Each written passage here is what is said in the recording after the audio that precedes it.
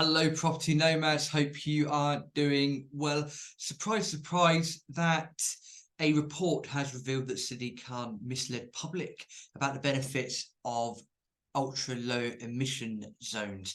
Now, we've spoken about this on this channel before. We've said that when you start looking at environmental economics and you start looking at these climate emergency policies or climate change policies and people trying to push things through, that the key challenge being that it's okay to say cleaner air for everyone and spout off all the benefits of such policies, but when it comes down to footing the bill or someone paying for the bill, everything seems good in theory with environmental economics, but when it comes down to actually paying for it, then people, funnily enough, change their opinion.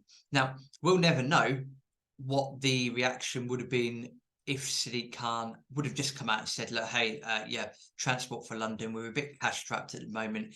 We need to improve, expand the ultra low emission zone. By the way, it's a profit making program. We're a bit skim at the moment. Now, we don't know what the reaction would have been. Maybe everyone would have lapped it up and gone, oh, that's delightful, that's great, thank you. Maybe there would have been not feedback, but maybe people would have been more aggressive in their stances against it. But at least he's been honest. With the way that the ultra low emission zone has come in and the way it's been advertised and all these sorts of things, it's sort of leaving a bitter taste in people's mouths, because it's been done under this guise of, again, climate change, climate emergency, misleading people over apparently poisonous nitrogen dioxide, NO2 particles, and all this sort of stuff. Maybe it would have just been easier if he'd come out and said, yeah, hey, we're strapped with cash. We need to do this to generate ourselves a lot more cash. That way, although it's not ideal, we can then keep other levels of transport down and all that sort of stuff. We'll never know the answer to that. But what's interesting, and again, the report is very damning. I'd recommend you go and read it if you want to.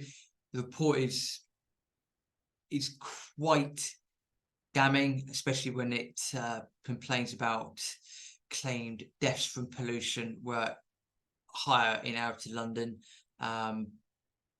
There's some issues there about, well, what are those areas? Part of those areas were covered by a low emission zone already, and put it this way, the report was misleading in order to get pretty much everyone on the side of, yeah, we need an ultra low emission zone, and that's not great.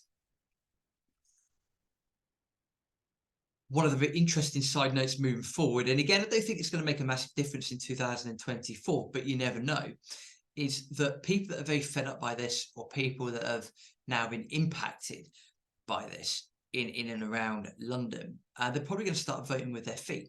And we saw when Boris Johnson left office a while ago that his seat over in Uxbridge came up for a by-election, and the Conservatives somehow held that seat. It was widely expected that they weren't going to, but they did. And a lot of people cited that they didn't go with the Labour candidate because it's the same party as Sadiq Khan, and ultra low emission zones were going to affect them, and they felt they'd been lied to. Now, I'm not going to say that's going to make a massive difference to the election in 2024. The Conservatives have done so poorly in the last few years that we're pretty much nailed on for a Labour majority, but that does put a little potential spanner into the works next year.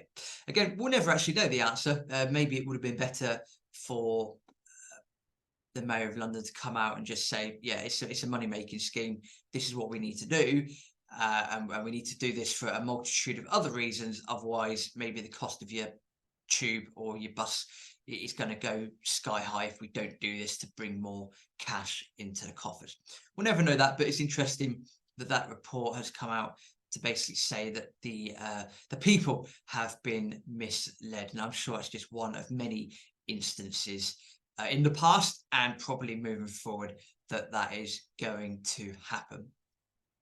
Thank you very much for everyone liking the channel. It's really, really helpful. If you could possibly go and subscribe to the channel, we're finding that the more people are subscribing, it means that more people are watching, and the more eyes basically on the channel, which means that it really helps get the message out there, which just helps everyone. It's a win-win situation. So please do go and subscribe to the channel. We'll see you in the next video.